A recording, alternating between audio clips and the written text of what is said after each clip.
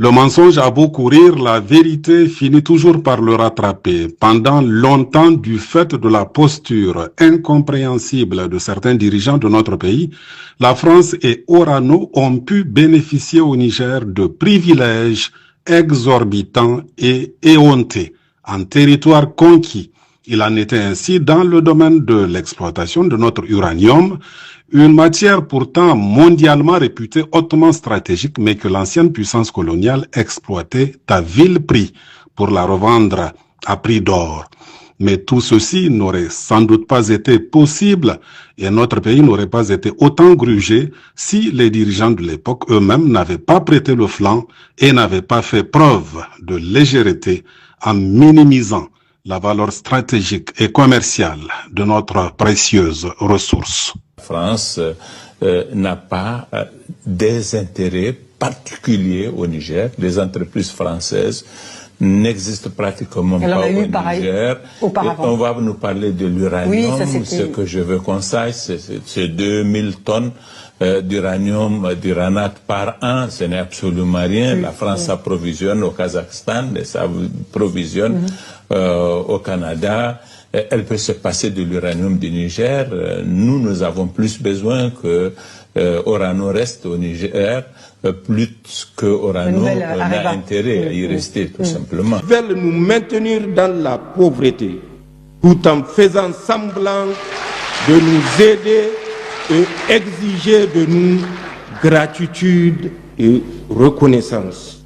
En second lieu, cette situation a créé un état d'esprit et une mentalité d'assister et de complexer chez beaucoup de dirigeants et élites africaines. De ce fait, des contrats léonins ont été imposés à nos pays et un réseau complexe d'influence et de contrôle a été mis en place pour contrôler nos sociétés. C'est cette même mise multiforme qui explique le comportement de certains ressortissants de l'AES et des Africains complexés qui nous combattent au lieu de défendre leur peuple meurtri, pillé et humilié. Le degré d'insouciance et d'inconscience de cette puissance qui ne sait que sucer et qui a suffisamment sucé le sang des Nigériens, particulièrement les employés de la Cominac. La Somaïr a eu plus de chance, je dirais, et c'est ce qui a permis de la nationaliser et, Inch'Allah, nous la sauverons de la faillite. Avec vous, avec vos différents responsables, nous prendrons les mesures nécessaires pour que le produit extrait de notre sous-sol bénéficie aux fils du Niger. Pour qu'à travers ces produits, nous connaissions également ce que c'est la prospérité. On nous a toujours fait croire que nous sommes le 4e producteur d'uranium. Il a suffi que nous bloquions toute exportation. Au bout d'un an, ça a commencé à trembler. Tout le système a commencé à se fissurer. 2 ans, c'est tout le système qui s'est effondré. Nous avons compris que nous sommes le leader. Et Inch'Allah, nous resterons le leader. Puisque c'est notre sous-sol que Allah subhanahu wa ta'ala a choisi pour mettre cette bénédiction. Qu'on nous a fait croire que c'est un poison pour lequel nous devons prendre toutes nos distances. Au moment où les impérialistes passaient leur temps à vider les caves de notre uranate communément appelé Yoloke. Comme l'a dit un jeune à Tawa, Kamagi Hawaii.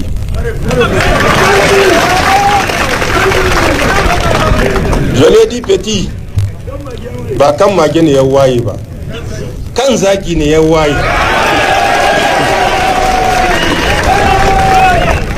Inda kan zaki ya waye, mage ba ta tsayawa. C'est pour cela j'ai suivi avec intérêt la présentation du directeur général à travers les différents atouts que la Somaïr offre, notamment un personnel qualifié que vous êtes et que vous représentez ici. Deuxième atout, notre sous-sol qui dispose d'au moins 100 000 tonnes. Donc, et je dis au moins parce que jusqu'ici, peut-être nous n'avons exploré que 1/10 de ce que nous devons explorer. Donc, c'est le deuxième atout, les réserves importantes. Le troisième atout, ce sont les infrastructures qui sont disponibles. Et je crois le quatrième atout, c'est le matériel roulant, notamment les engins et tout autre.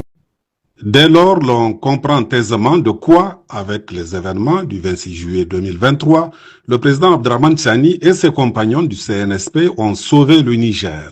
De même, on saisit mieux l'ampleur du pillage auquel étaient soumises nos ressources minières et l'acharnement contre notre pays et les gesticulations de la France et d'Orano.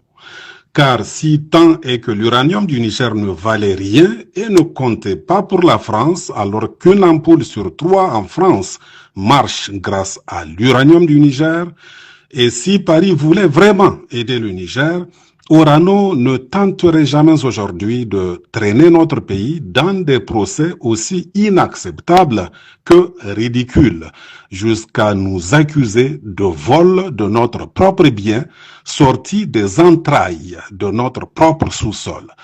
Assurément, comme le dit un proverbe bien français, le ridicule ne tue pas, comme s'il n'était pas grave de paraître ridicule, car après tout, ce n'est pas mortel, bien que cela puisse être très gênant.